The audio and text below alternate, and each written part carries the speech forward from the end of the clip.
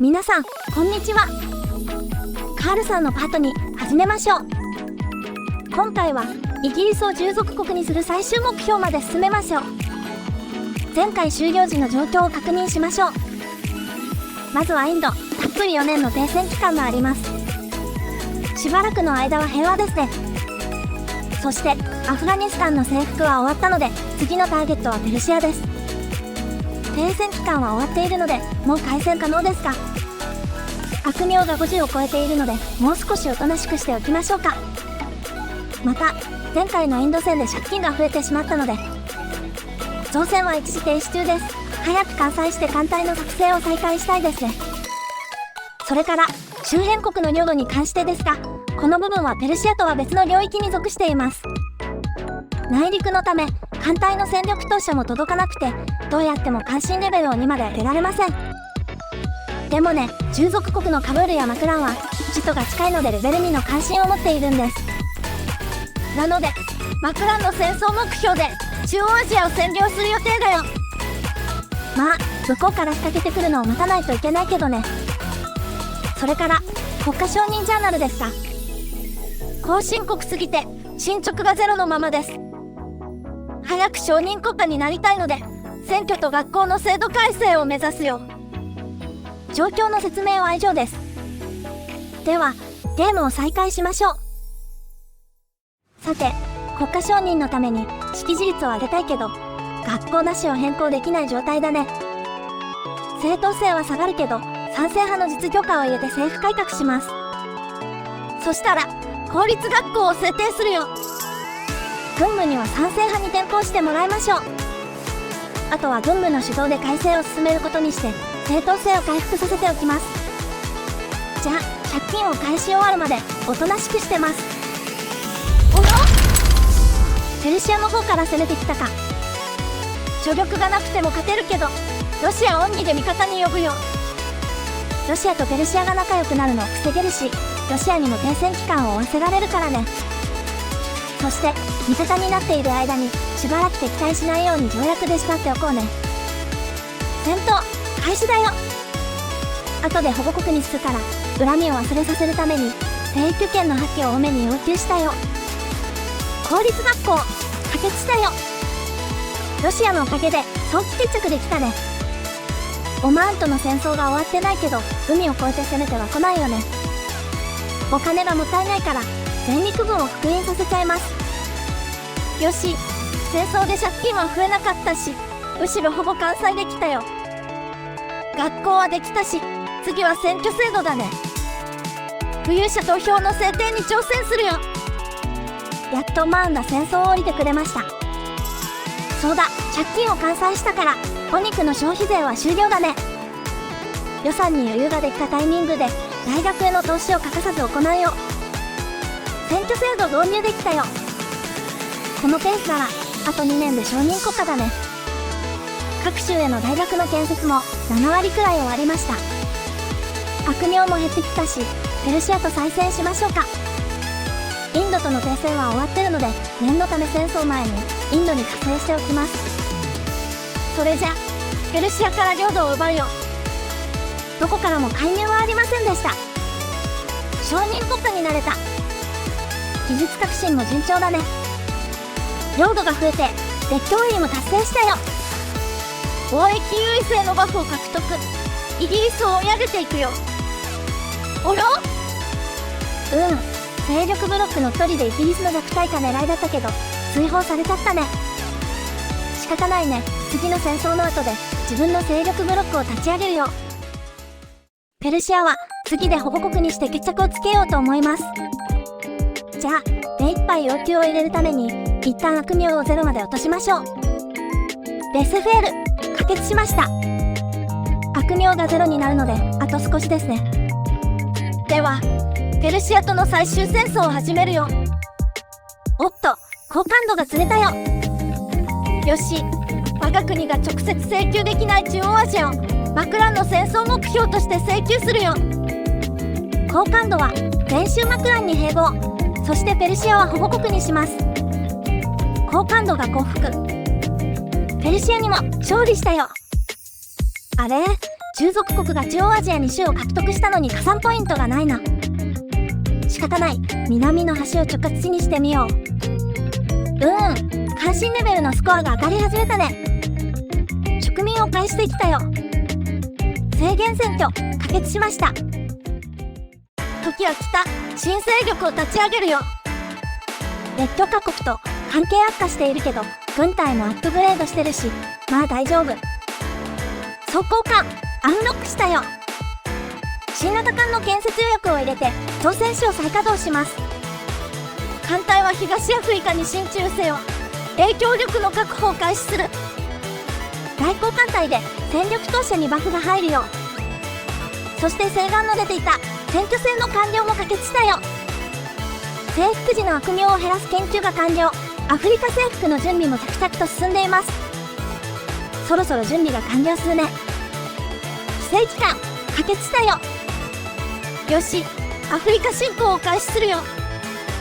一番の目的はゴムですが、魚も自給したいので沿岸部はできるだけ確保するつもりです。共闘法確保、休まず連戦します。ここからケニアの内陸に植民を開始してさらに領土を広げるよ。ザンジバル周辺の現地民国家も征服しています。南側の残りはイギリスとポルトガルにも取られちゃってるね。ゴムの確保のめどは立ったから、次はロシアとの国境を確定させるよ。中立国のブハラを傀儡にして我が陣営に引き込みました。新型の軍艦もアンロックしたよ。新型艦で第2艦隊の建造を始めます。そしてチベットの獲得に成功したよ。アジア側の国境はひとまずこれで確定ですね。勢力ブロックの2つ目の原則は高度な調査です。イギリスに技術で追いつく必要があるからね。ロシアに勝てると思わせないように国境防衛軍を増強しています。比例課税が可決。もうすぐ経済規模でもイギリスに追いつくよ。アフリカ沿岸部の国境も確定させちゃいます。海峡を抑えたから、これでイギリスはスエズ運河から侵攻できなくなったよ。アフリカ西海岸への戦力投射を始めます。イギリスへの上陸作戦の出発地点の領土を構築するためです。よし、アフリカ西海岸に軍事拠点の構築を開始せよ。おっと、イギリスインド帝国が消滅してるね。あまり悪名に余裕はないけど、首都の分割州は回収しておきたいね。今抱えてる戦争を片付けちゃいます。公共健康保険、可決したよ。よし、アフリカの西にも協力政府を作成できたよ。おっと、イギリスから同盟の提案が来ちゃった。イギリス戦はもう少し先だから、一旦同盟を受けちゃいます。はい、少し難しい法案を通したくて、創造的な立法府の原則を獲得しました。では、移住規制なしに挑戦するよ。どうしても今通したいので、交渉もフルに活用します。さて、領土の方を片付けよう。国境沿いの分割州を分裂したインドから奪うよ。おっと、屈服だったね。隣の分割州も片付けるよ。勝利だよ。国境がすっきりしたね。移住規制なしも無事に可決したよ。さあ、首都近辺もすっきりしたし、最後のイギリス戦に向けた準備を始めます。まずは各地の駐屯軍の増強です。アフリカ上でイギリスと衝突する箇所を増強します。商業化農業、可決したよ。軍艦の建造も再開します。ちなみに、イギリス本土への侵攻を確実に成功させるための必要戦力は、軍艦20隻の艦隊4つ、各艦隊に60大隊の上陸部隊、そして補給艦が1万5000隻くらいですね。問題は残り時間で、目的はイギリスを従属国にすることだから、最低3回戦は必要かな。戦争期間が2年 ×3、停戦期間が5年 ×2 で考えると、16年前の1920年がタイムリミットです。補給艦の準備が間に合わない感触なので、ちょっと無茶をする必要がありそうです。義務教育、可決したよ。よし、イギリス戦に向けて研究を見直すよ。まずはゼンドレッドノートの研究を前倒し、研究が終わったら最新の戦艦を建設します。その次は、悪名を減らす多国籍同盟を目指します。そしてここまで研究できたら、開戦です。陸軍のアップデートは戦争中に実施します。そして戦艦の研究が終わるまでは補給艦の建造を 100% に配分を変更するよ。それから造船所に補助金を投入します。これで造船所の雇用が全部埋まって船の建造速度が上がるでしょう。それでも造船速度に不安があるので造船所の規模は倍増させておくよ。よし、対イギリス用の最新戦艦の建造を開始するよ。未完成の旧式艦は建造機から削除しちゃいます。そして改めて新型艦の建造予約を追加しよう。大規模徴兵可決したよ。さあ、イギリスとの同盟を終わらせる時が来たよ。それからイギリスに関係の悪化を開始して開戦までのカウントダウンをスタートしました。作戦を変更します。今ある艦船を一つにまとめて1時間帯だけで上陸作戦を実行します。ではこの乗船リミットの99に合わせて上陸部隊を再編成します。上陸用の陸軍をコンボの基地まで移送しておきます。コンボに陸軍を下ろしたら次はイギリス本土への戦力投射です。前進課税可決したよ。これで長期戦になっても耐えられます。イギリスとの関係が中立になって開戦可能になりました。関係改善されないようにライバルに指定しておきます。多国籍同盟研究が完了したよ。あとはですね、悪名 10% のデバフが消えるのを待っています。関心レベルが3まで上がったら準備 OK です。塹壕王兵もアンロックしたよ。西ヨーロッパの関心レベルが3に到達。すべての準備が完了したよ。ではイギリスに宣戦布告するよ。第一目標は我が国にあるイギリス施設の募集です。イギリスの弱体化狙いならこれは外せません。敵の海軍の規模は我が軍の3倍。海での戦いは厳しいものになりそうだね。追加要求するよ。まずは首都のホームカウンティの割譲、それからケニア周辺の返還請求とイングランド以外の各民族国家の独立だよ。まずいね。開戦前から補給艦不足が起き始めてます。アフリカ戦線と上陸作戦同時の補給は無理なので先にアフリカを片付けてそれから上陸かな。ハノーファ返還の戦争目標でドイツを懐柔するよ。敵軍の矛先を分散しないと勝てそうにないからね。お互いの戦争目標は最終的にこちらになりました。戦闘開始だよ。ありがたいことにドイツがハノーファー戦線でかなりの敵軍を引き止めています。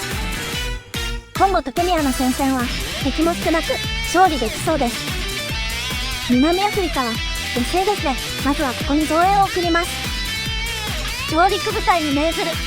ケープ植民地に上陸しイギリス軍を攻撃せよ。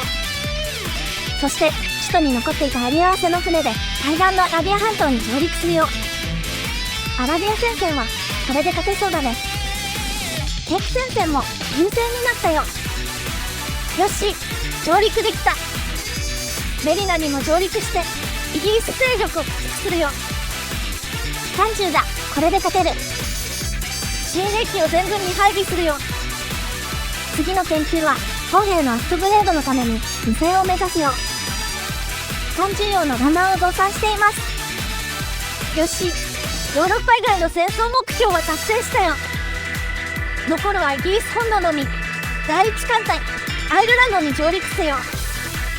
飛行船が来た。よっしゃ、陸軍攻撃バフをゲットしたよ。本当は首都の近くに上陸したかったんだけど、ここが一番要塞レベルが低かったんだよね。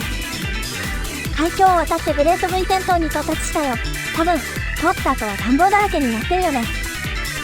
首都はまだ落ちてないけど占領面積の多さで達成判定されてるみたいだね。勝利だよ。まずは国土の分割と競争法の確保を達成したよ。さてイギリスと戦ってみて2戦目に向けた課題が分かりました。カナダやセネガルに対する関心レベルが0なので解放要求ができなかったんですよね。というわけで停戦期間の間に戦力投資用の艦隊を複数準備します。北米とセネガル、インドネシアで3つあれば足りるかな。電話交換機がアンロック、強制力不足を解決できるよ。そしてイギリス人の分離運動を逆に利用して多文化主義を制定するよ。圧縮転嫁だ。産油国と圧縮転嫁の相乗効果で GDP がぐんぐん増えていくね。カナダへの戦力投資を開始する。再選まで1年を切ったので艦隊の派遣を始めました。第2艦隊はセネガルでの影響力を獲得せよ。